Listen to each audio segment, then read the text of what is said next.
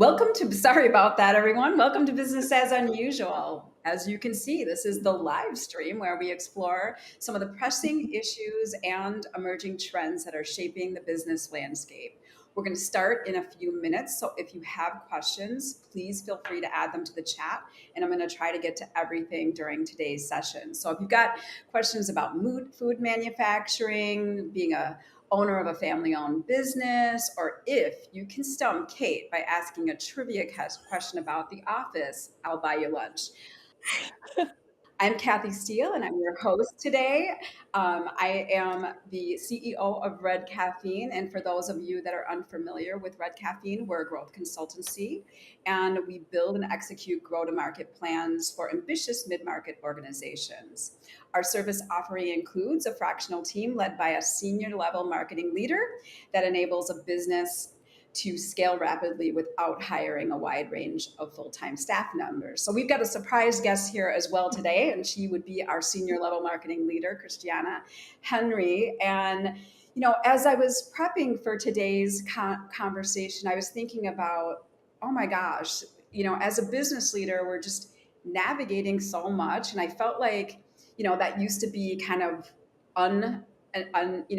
extraordinary, but now it feels more ordinary that we're seeing, every time we open our email, it's economic drama, the tariffs. We get at least 5 emails a day if we own businesses about organizations that want to buy our companies. We have to think about workforce dynamics. And then, even things that are like hot topics in our organizations, like how are we going to use AI? We're just juggling so much. So when is there really time to really stop and take an introspective look at our business and boldly make some changes? And so our guest today, Kate Rome, did just that. She and I met, I think like 3 years ago at a Women in Manufacturing conference. And I can't exactly, as we were talking about it earlier, I can't exactly remember how we met, but I'm likely going to say it had something to do with us maybe both wearing red or both wearing really cool shoes or something like that.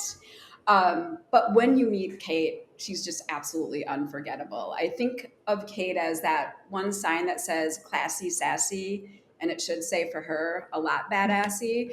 But she's fun, she's high energy. And so I'm thrilled to have her here joining us today.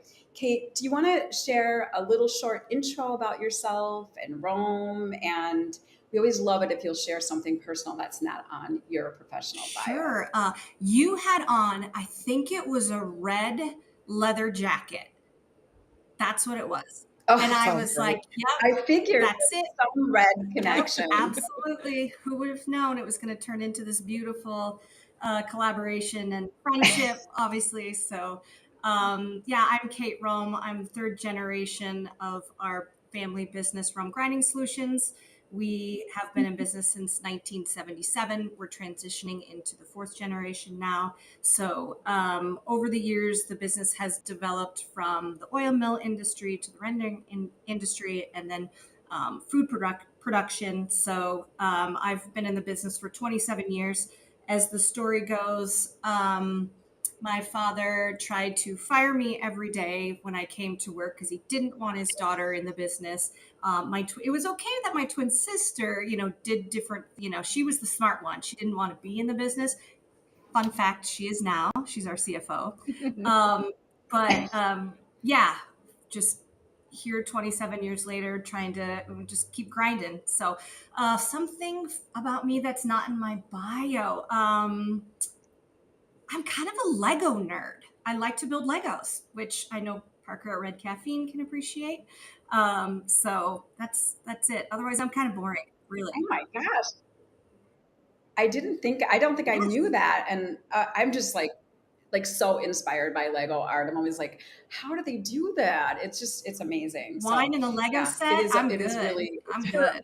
It's for all ages. And what a great story. I don't know if you ever read their founding story. It's pretty interesting how they came back. They were kind of destined to fail for a time period.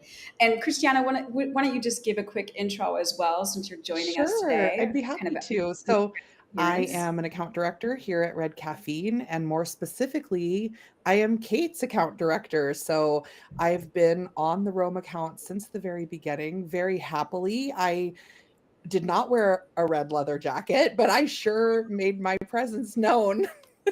I think I showed up for the first time to meet you in person, Kate, in red shoes. So maybe that's Yes. my tie-in. Yep. Um, Absolutely. yes, I've been with Red Caffeine for close to 5 years, but the last 18 or so months of working with Kate and the rest of the Rome team has been so incredible because we've really gotten to demonstrate the value of true partnership and also leverage all of our services across the board. So it has been such an exciting project. I'm excited for Kate to share her story, but also feel so proud of this work. And I know the rest of the Red Caffeine team does too.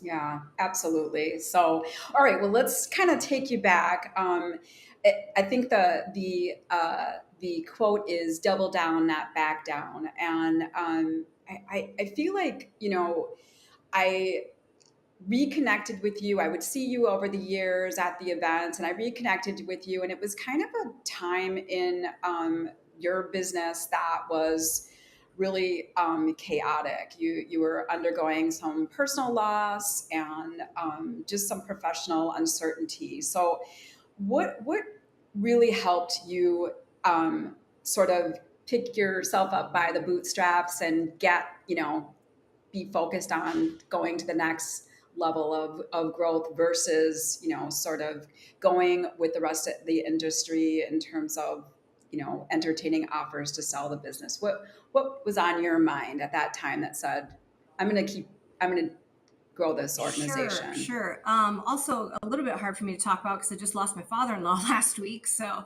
I'm gonna kind of choke back the tears and tell a couple Yeah. stories here. But for me, it's always been about legacy. When my grandfather was sick and dying of cancer, I made him two promises, and that was take care of my grandmother and take care of this company and never sell it. So that's always been no pressure at 19 years old. In knowing I made that commitment and that promise, I was not going to drop the ball.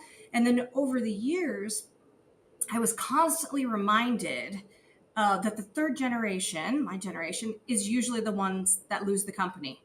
Again, no pressure. So I felt like the idea of legacy was always in the forefront of my mind. But then when my mom passed away a couple of years, just shy of a couple of years ago, I kept thinking big picture legacy. What now? It's not like it affected the business at all, but it affected us as we're reflecting about life and next steps and next generation. So we kind of started using legacy in a different term, past just the family, the Rome family, with everyone. And so I would definitely say, with all the acquisition that's happening, it's selling kind of that word triggers me because I'm obviously so protective of the brand and my family. But it's just all about legacy to me. Yeah, I mean, it is incredible. I think manufacturing, the space is really known for legacy business and to be working with, 50, 75, 100 plus year old organizations and seeing them stay relevant and modern.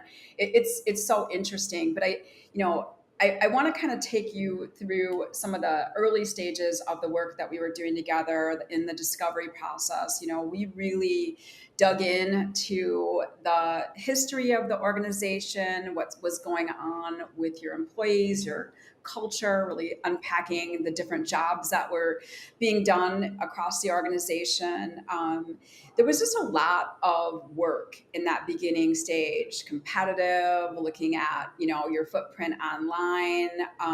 I think even some things that surprised me in terms of what we unearthed in those early conversations. So tell us, what were some of the things that really struck you from that time, that like initial kind of digging in phase of the work? I didn't realize how intensive it was going to be, which is probably good.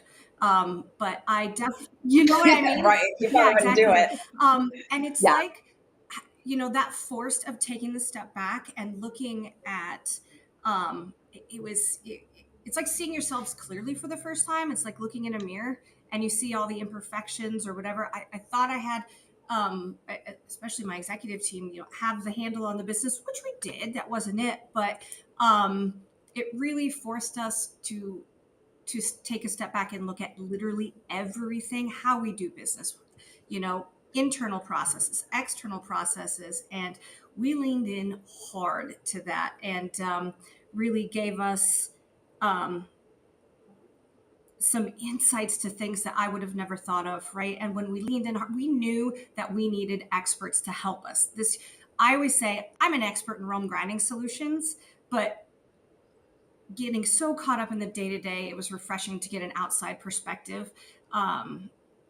And it was so labor intensive and it was frustrating at times. And I'm sure Christiana wanted to shake us most of the time. Like, okay, guys, we got to do the work. We got to do this. It's like, but what came out of that was our someday goals had plans and marching orders and accountabilities. And we gained insights that I would never have thought about having not gone through that process, right? It was really down in the nitty gritty. And I just want to add, I think there's a huge, huge level of trust that has to happen there. Yes. Kate and the entire executive team not only committed to doing the work, and they were timely with homework, and it was really important to them to give us the answers, but they really trusted us with that information and with what we were going to uncover. I think, Kate, we've had conversations about the fact that when you made that commitment to your grandfather and you made the promise to keep the business running, you also were making a promise to yourself to put your own stamp on things and create your own legacy as that third generation. And I think trusting us with those promises and those intentions is not an easy thing, especially when you're uncovering some things that might be difficult to hear or challenging to approach. But you all dug into it and said, okay, we made this investment for the long haul, for the future of the business. And so let's get to work here. You guys were committed every step of the way. You're right. It's funny that you say that, because having gone through it now, it's like trying to think back to then, but you're right. That's good perspective on it. Yeah. We were ready to a fresh takeover. Right. But I to Christiana's point, you definitely came at it with such a growth mindset. I mean, we sort of set up with clients that there's an expectation of, an excellent experience for both teams. And that's on our list of things that we need from you, is that growth mindset. And I really think it is hard for people sometimes to think about things that aren't going well and talk about things that aren't going well, especially when it's across a few different teams. But that's where the magic happens, when you're able to kind of step back and really unearth things that are holding you back from progress. And I felt like so much of that was embraced versus, we've had clients say, we don't want to take a survey of our employees because we don't want to hear the bad news. Like, oh my gosh, that's so, that is so limiting, I think. And that was not at all our experience with you and your team. So let's talk a little bit about the brand, because I think that's just so important. I mean, again, like, you stand out in a room just because of, the way you dress, and you I'm are pretty muted brand, today. No red. No red. I was so hoping for the twinsy experience text message with next wearing time. Friends, but I know I really should have set it up better. But so the brand, refresh, I think a lot of times people are thinking logo. And if I remember correctly, your grandmother did the first iteration of the Rome branding and logo. And we weren't looking to make massive sweeping changes on the brand, but there was a little bit of a facelift. And so talk a little bit about, what surprised you most, or what did you get behind most as we were starting to do some of the branding work? I thought, oh, our brand is perfect. We're fine. I don't understand what red caffeine is going to unearth here. But it wasn't that we needed a full makeover. We just needed a little bit of refresh, right? We're not the experts in that kind of stuff. So what struck me the most going through this was realizing that, I mean, we knew we had a strong brand. Obviously, industry recognition, we run deep with that, but we were still a little bit misunderstood by the people that were closest to it, including our internal people. I felt like the name and the brand needed to show more possibility, right? So again, doing this work and making a few tweaks, it's like a refresh look, and using some words and new visuals. It's like encompassing the whole heart of who we are as a company and our family. Um, so I feel like with the refresh, it's a more confident logo. It's a more confident feel, and we've again really leaned into that. And I never knew upon doing this, I see the logo up here, that the original logo that we had, that E was offset, that line in the middle. How I didn't know that, I don't know, but now I can't unsee it. So the refreshed, obviously having some more symmetrical, um, it just makes sense, right? Yeah.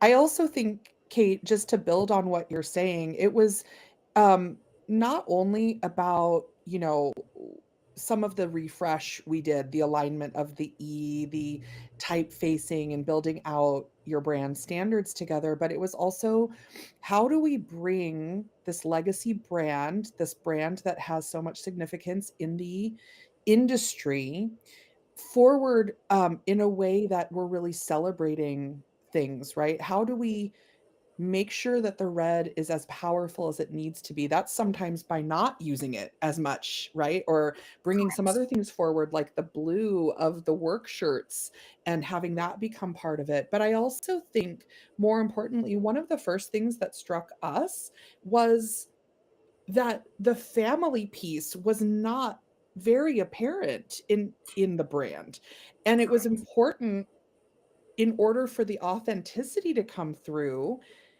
both externally and internally, to find ways to now start bringing that forward, right? And that's where we get into Forgot things about like that. You're the right. Just photography, the messaging, what's that brand story that we need to tell in a you know, in a way that really helps bring the family piece forward, and mhm. also reminds people of the ultimate what Rome Grinding Solutions is doing. It's not just about the grinders, it's about the food safety, it's about those families out there that are buying your customers' end product. So, I don't know if you wanna talk a little bit about what that work was like for you, and especially I know the photo shoot was so near and dear to you, Oh, and it was. it looks like Kathy is trying to get reconnected, but in the meantime, I think, Kate, let's have you talk a little bit about that component, because I know that was huge for the staff in terms of their pride coming through as well, and their feeling of family coming through as well. I feel like that I see these and I'm like, oh, that's Lane. That's all my people, right? That's Tita, our welding supervisor of almost 20 years. I feel I knew the importance of having that photo shoot because we are a family brand. Our people are the heart of who we are and what we do. But I really think it brought forward just authenticity, right? Um, how hard everyone works, and what came about from this, besides these amazing pictures, was how proud our team members are of being featured on the website, on the social media, sharing it with their families.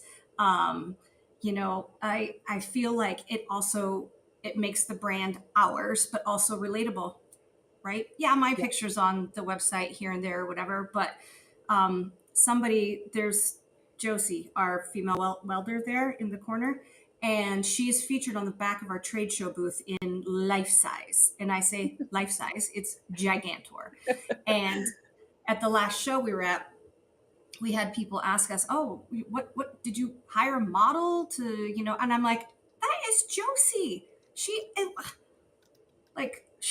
real. She's human. She's with us." So it's kind of funny, but I feel like it just really gave us an added touch of, yeah, authenticity and relatability. So, do the employees now go visit the website all the time to see their Yes, photos? yes, I absolutely. Absolutely. I love Or I'll that. be like, "Hey, I see you were on XXX page, you know, this page. Make sure you show your mom." Or, "Hey, show your wife. Make sure to show your kids. Don't forget you're here too," right? Yes. Yes. It's and them being featured on the trade show booth and in the collateral, and it's it's it's special. Yes. So I know that, from your perspective and having already committed and given yourself over to the process and knowing that the brand was a big element of the plan, I wonder, for those business owners and leaders out there who are nervous to do something like this or concerned about the investment because it is a sizable investment. You're asking people to take time out of their daily production work to maybe pose for something or to be part of an all staff shot or something like this. It can be disruptive. What would you say? And, what was it that really helped you embrace this part of the branding process? To build out your asset Thankfully, library. yeah. I feel like it was less disruptive than I thought it was going to be. And I say that we were very planned. It was a 2-day photo shoot. After the end of the second day, everyone was, especially because it was like the executives and our leadership team, we were so tired of pictures because there's like a bazillion million pictures. But it was well planned, it was well orchestrated. And the employees really thought it was awesome, right? They were just doing their jobs and getting their pictures taken. And a few things were like, "Hey, we don't want to use this area of the floor right now. So, let's go work over here." But I feel like it was less disruptive than what I thought. I think the hardest thing to coordinate was all the clothes. Yeah. Like, doesn't that sound funny? It's like the clothes is the hardest thing, is like making sure, we had just gotten the new logos, making sure all the logos were up to date and everybody had new apparel. And, you know, uh, that, that was a labor of love, I feel like.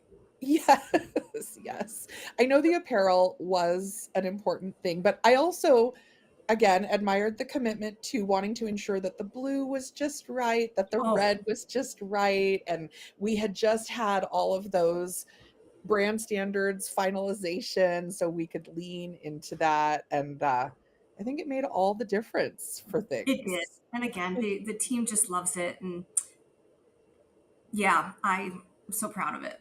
I'm so glad. I mean, we're also proud of it as well. I wanna talk a little bit more about the brand evolution. So a few moments ago, we were talking about the messaging and bringing the family forward in a lot of the brand evolution that was done. Making food production as safe as possible for our family and yours is the value proposition that really comes forward. It's what the internal teams are embracing as they think about their daily work. Why did this value proposition hit home the most for you, your team, and your customers? I think that was one of the out of the discovery, and you all learning so much about our business and getting that outside perspective. It wasn't just, it's not just a slogan to us, it's personal, right? We don't see ourselves as just the manufacturers. We see ourselves of like stewards of safety and quality and trust, right, in the food production change. And then from our family to yours struck a chord because it it really it really just hit home. It was like our why, right? It was like finally you could summarize the importance of the work we're trying to do here, and how we run our business and lead our business and the culture and all those things. And ultimately our jobs and what we do, the people that we sit down with and have meals that have been processed through our grinders, like it summed it up. It was the why. And it was, I remember the first time Bill, I hope Bill's listening, read us, here's an idea in this. And I literally like speechless, right? Which doesn't happen very often, those No. people that know me. And I just like welled up with tears. I was like, yes, you captured the heart of us. Yeah. Welcome back, Kathy. We're so glad to have you here. We've just been talking about the brand, and I think you're probably about to pivot to some of the questions around sales strategy and customer growth and marketing, but I want to add a through line there in terms of the value proposition and what that meant, because Kate, I think one of the other conversations we've had and that Bill really hit on as he was coming up with that value proposition was really around this notion of thinking not just about your customers and what you were delivering to them, but also their customers, right? And the end customer, which is not common often in a B2B business to think about, but it Correct. really helped you move from transactional engagement to relational engagement with your customers. So I think that that's an important note. And I think that that leads nicely to some of the conversation around the business growth and the customer experience and the sales strategy. So, Kathy, I don't know if you want to come back in there. Yeah, I mean, I don't know if we talked about this, but I think what hit home for me, in that whole kind of process was just how you were connecting that differentiation of the family. In a marketplace where there was a lot of M&A activity and consolidation of organizations, um, being family owned felt differentiated, and being able to kind of leverage that as part of your positioning and value proposition in the language. And then I also, I don't know if we talked about this at all, but that ability to showcase your products against some of the products that get made with your products. I thought that was it's just such a cool tie-in to, showcasing what you do and just how common it is to be eating the food that your products have ground. So it really came together in such a interesting way, and it just felt so much like you when we And got we there. got the right amount of pepperonis on the That's pizza. right. God, that was such a That hot was topic. a whole meeting just about the pepperonis, wasn't it? Pepperonis and yeah. It's like I did hope you mentioned the blue, because we I felt did. like when that We blue should got, lean into that a yeah, little bit yeah, more. yeah. And I say that because when you guys first said, let's do this in blue, and I was immediately like, no, No. Yeah, we got a absolutely hard no. pass on that blue. Hard no. And little prying, okay, Kate, let's think, then finally we're like, okay, all right. And it's my favorite now. It So is I well was wrong. embraced. You were Yeah. right. So it is, as we know, it is challenging to find colors that go well with red and really help the reinforce that red brand, but red's a lot. So I love the introduction Well, to and the blue. Kathy, So our point on I, that, sorry, I know you were about to move on, but our point on that too was how do we make the red more powerful? And it's actually to lean away from yeah, it a little bit. Correct. Yeah. right. And it also just goes to show that sometimes a first reaction, when you get a little more context and we showed some of the use cases and we showed how it could be, then we started to get a little more of the I'll sleep on it, I'll consider it, you know. Just Right, rethink. Yeah. right, I right. do love the blue. Yeah, and the actual, internal photography is just so compelling. I think that part of the work that we do, was around the sales strategy, and I think a lot of organizations are struggling. I mean, sales is super challenging no matter how good your product is, how good your organization and customer service experience is.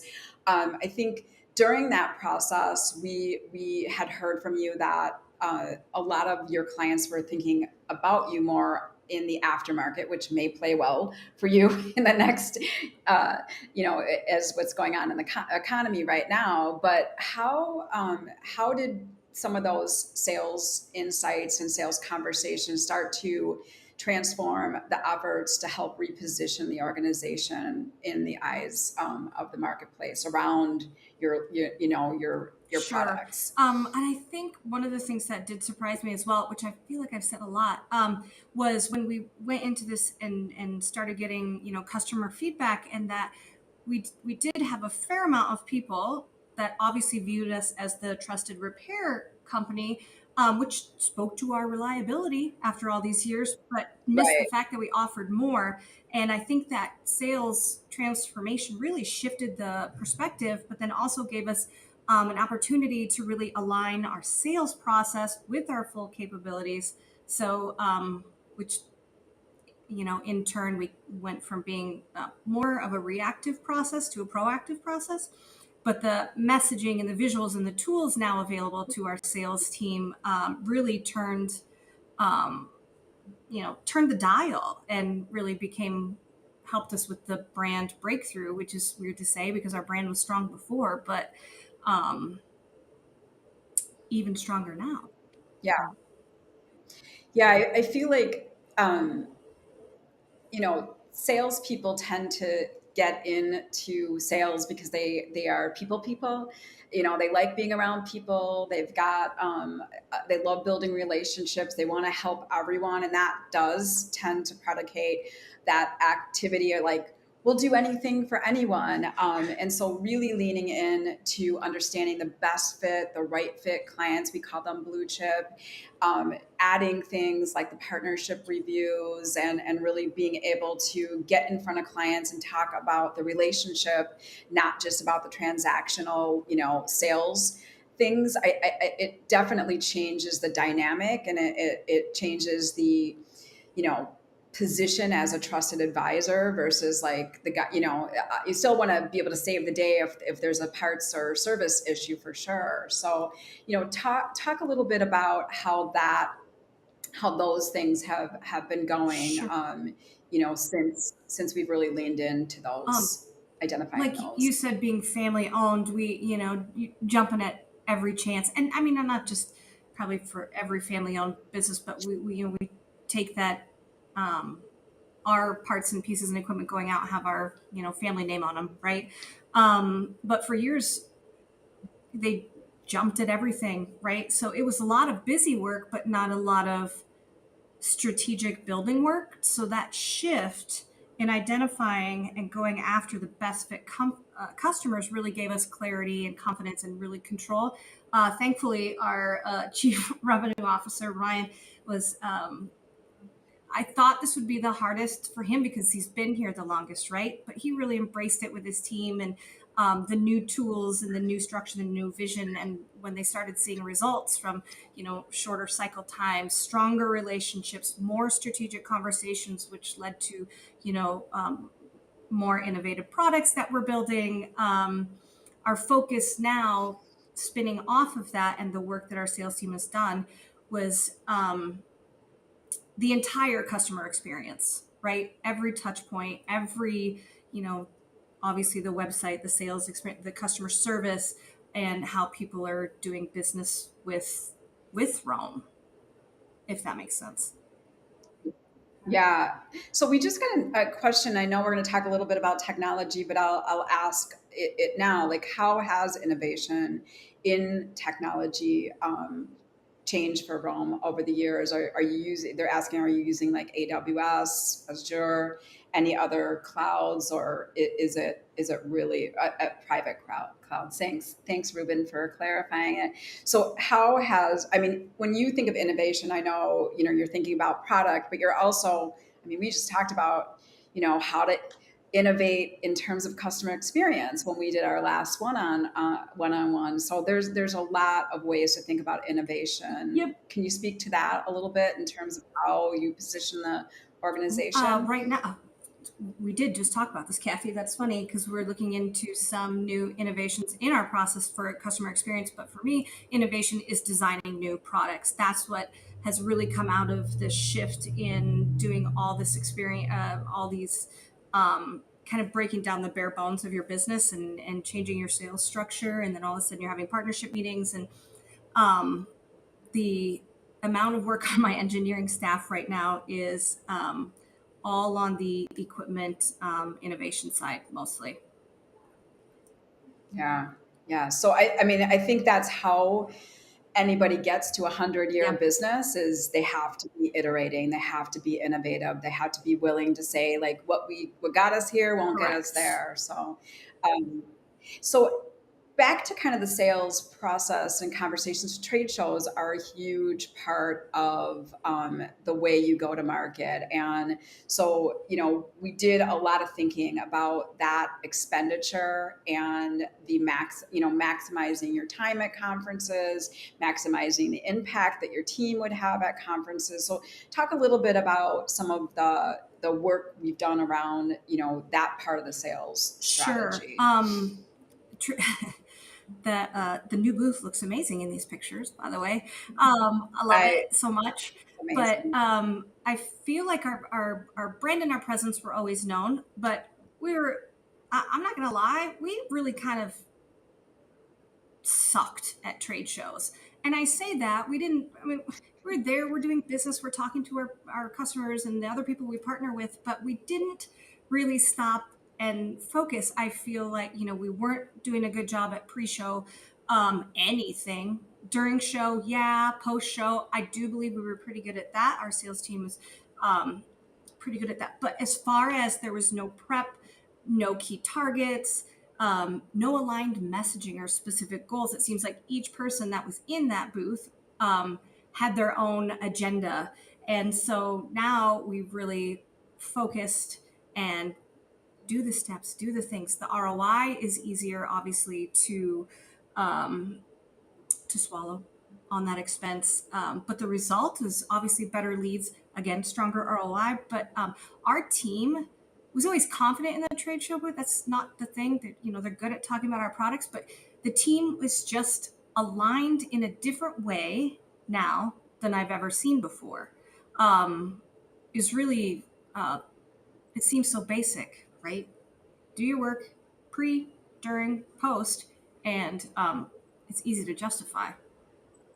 Definitely have gotten better. Yeah, I feel like I think that's a big thing for almost every organization. It's interesting that there is so little planning. I mean, I can remember, I didn't even think about that a client would not get the scanner.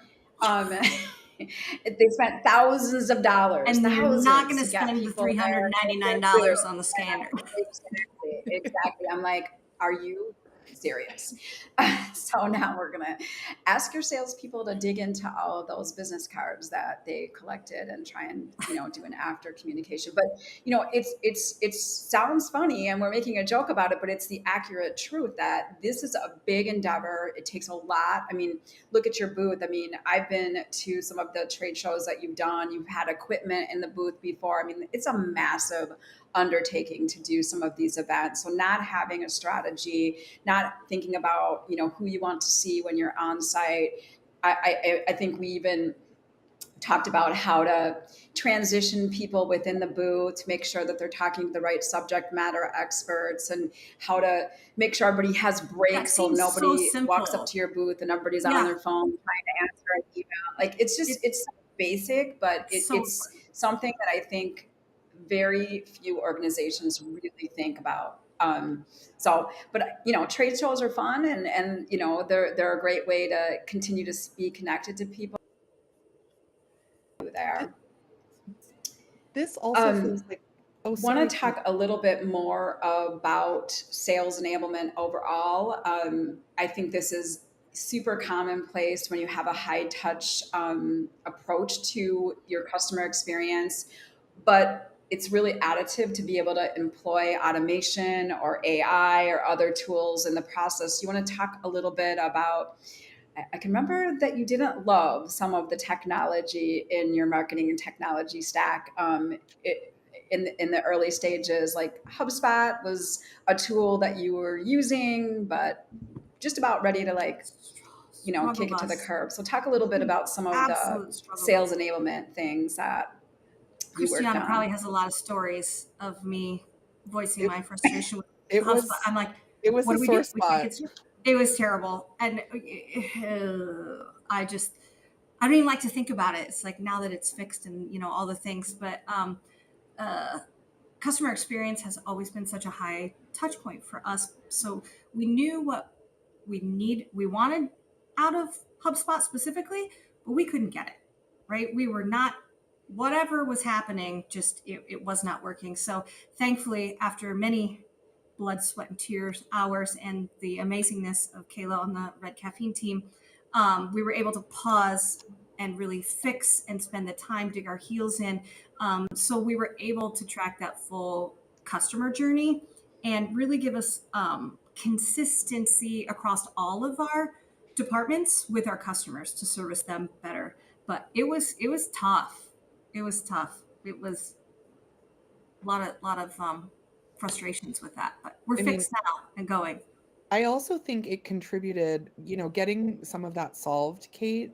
Wouldn't you agree that that also lended itself to, the way you were able to show up and prove out the ROI of these booth investments and trade show Absolutely. presence too? Because it really did also give the sales team an opportunity to stay focused on Yep. what they were doing there and the alignment with each other there, because we had automated some of that Yep. pre, during, and post. They knew it was taken care of also. So I think that lended itself to some of that work as well. And we knew, I think the main thing when I go to trade shows that I'm buying at, I think of like IMTS or FabTech if I'm going to buy equipment.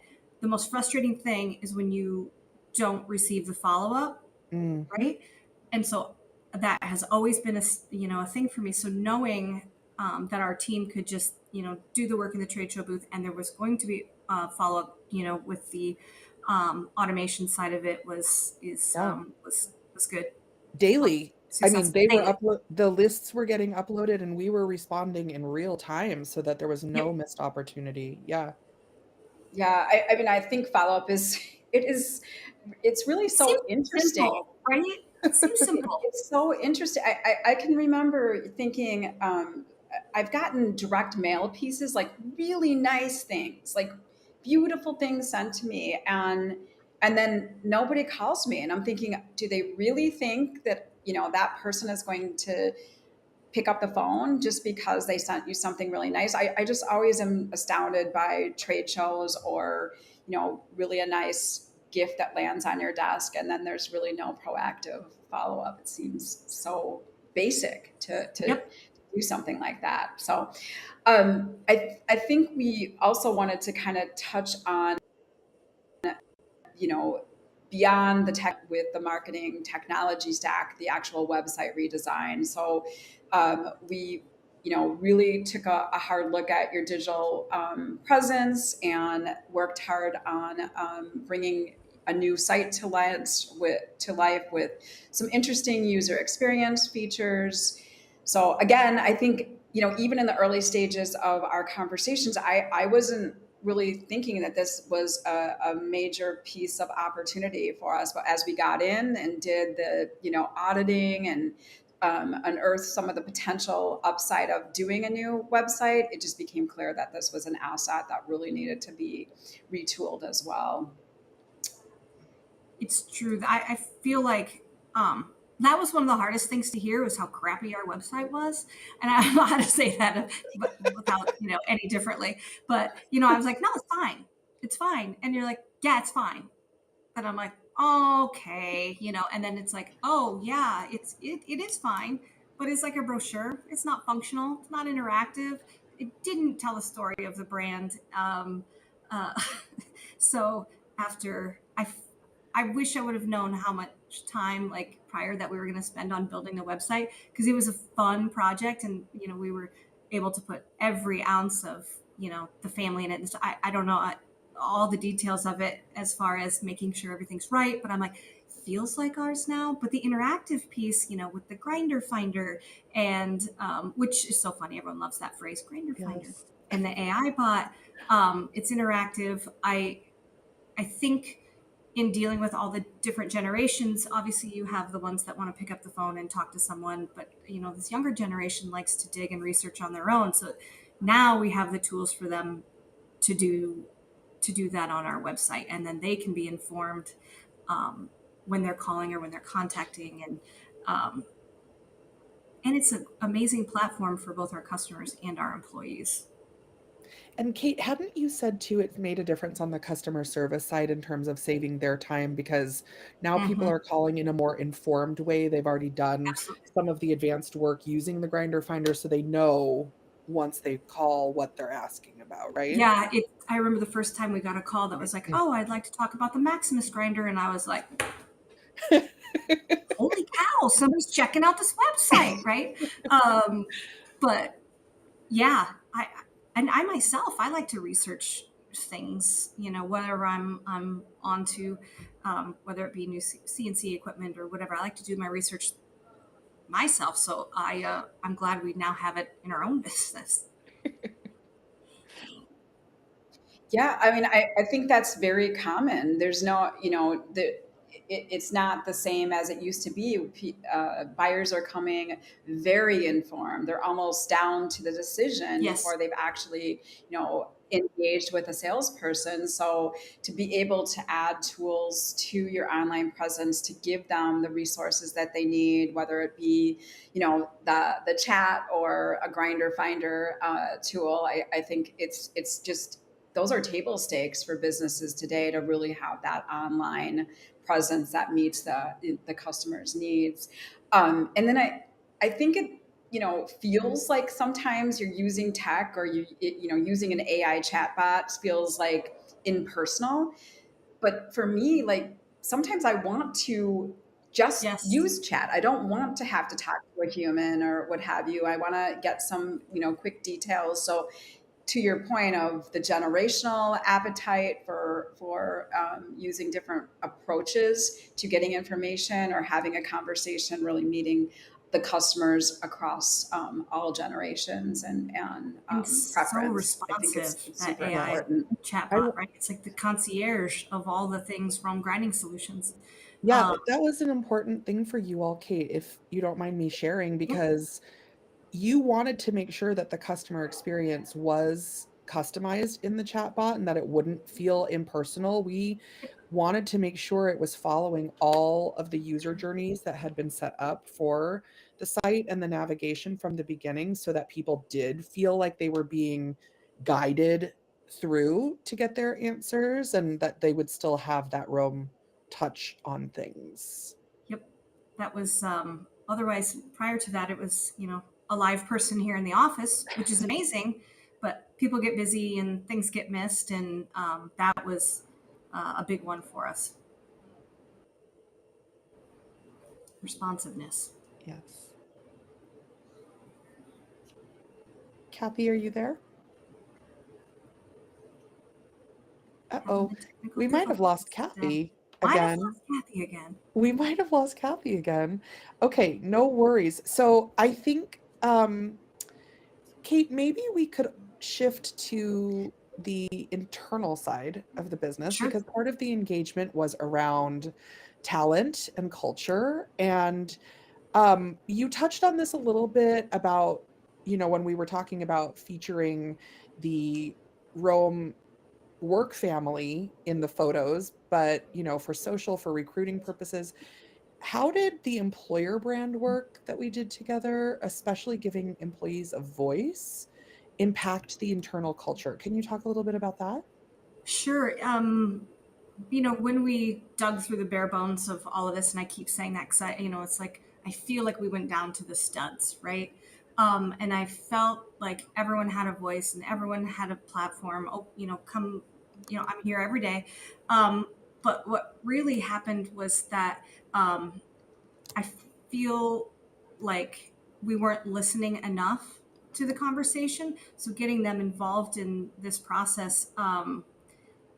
Hearing the stories and making that culture more visible and authentic on both sides of the red door, and literally we have red doors in our office. There was just this disconnect that all of a sudden everybody's contributing to. And I wouldn't say it was like it definitely wasn't obviously an overnight thing, but the people that were not buying into the culture and what we were trying to do, um, it was very clear that either changes needed to be made or people needed to leave, because we were not going backwards, and the ripple down effect was something that I didn't see coming, and it was the employees seeing themselves as actual true collaborators and team members and not employees, right? um, they took a sense of ownership. They really started to feel valued, and they started contributing in ways that I hadn't thought about. Organic conversations about collaboration and working better within the departments, or more respect for each other. And there was just a sense of pride that I thought, I guess I just didn't see that was missing. Um, it's been amazing to watch. Yeah, I felt like when you shared that with me recently, just how much all of a sudden you felt there was such a culture shift. And like you said, it took a bit to get there, and it wasn't an overnight change. But now that you're thinking about it and you're noticing things that, like, even, having a little less staff than you had when we started working together, but being more optimized, being able to, people want to show up. They know that their coworkers need count on them to show up, so they're coming to work. You were using other types of incentivification for those types of things, and it just wasn't working. And now, No. that is not an issue The any one longer. thing we That did to, you think if taking a step back, it's like I thought I was communicating. I thought our leadership and specifically our executive team was communicating so well. You know, the next steps and the vision. All these things. And what we found out was that we were just obviously dropping the ball. So we learned a lot about what to communicate and when to communicate. Um, you know, the having town hall meetings. We always have food trucks around here. It's like, oh, making those a priority and having conversations with, what we're doing the next day, or what projects they're working, production staff is working on that maybe the sales staff isn't aware about. Just the collaboration as a whole, the communication was just missing on big picture of what was going on in and around Rome Grinding Solutions. yeah, and I think Christiana and I both have seen firsthand just how much you care Yes. about your team and your culture, and how much you know about your employees and their families, and it's compelling. So to know that that wasn't really permeating through in a meaningful way, that the employees felt that value, I'm so grateful that that's a shift that's been made. It's Yeah, not me too. always like a dollars and cents shift that you see, but there is absolutely something to an engaged workforce culture that is, Yeah. you can't put a measure on that. Yeah, the buy-in was definitely quick, Yeah. Yeah. thankfully. Yeah. Yeah. Well, I know, I hope everyone, I appreciate the patience with my little bit of a technical difficulties throughout today's session. I know we are. And then, Kate, I just, as we're closing out, I want to, what would you share with other leaders, or what are some of the look forwards for you at Rome as you're really thinking about this continued emphasis on growth? Sky's the limit. Is that a good answer? Because that's what I feel like. Um, our a focus team is and a collaborative team is can take you places that you couldn't have even dreamed about, right? What I've really learned about in this process was that my pipe dreams, of what the vision that I would, and I say I, myself, my actual family, and what we want for this business can become a reality. But you have to be okay with going back and depending on experts, right? We always say that red caffeine is an extension of our team, and That is so true. You guys are the expert in this. We're the expert in, manufacturing grinders or whatever. Collaborating with people that you trust and you connect with, I, I think is so beneficial and can't be stressed enough that we get to focus on our business, and you guys get to elevate us to and help us with whatever it is that's the next thing for us. And I Yeah. love Well, that. thank you. I mean, I just love that. And I mean, I think we embrace that too. There's, I don't do my own plumbing, and we don't, we work with other fractional teams. You don't do your own plumbing? I No, don't I don't. Sometimes you just need an expert, right? So, I think those are the things that all of us mid-market businesses are really leaning into, that, that it isn't possible always to have full-time people working in our organization. So partnering is kind of the new normal for most organizations to really get best in class, teams together. And it doesn't really understand. have to be the way it used to be, where everyone is working in the same office And that fresh together. perspective, So the fresh Yeah. perspective Yeah. has been pivotal. Yeah. yeah. So, well, Kate, I'm gonna thank you so much for joining us. We're going to share how to get a hold of you. I am sure that people will have some additional questions. I hope you'll want to learn more about Rome and I need visit a new your website. headshot. But if you want to talk to Kate, Guys, this is proof I need a new headshot. she needs a new headshot. So if you're a photographer, no, I love this headshot. So you're just going to have to grow your hair Okay. back out.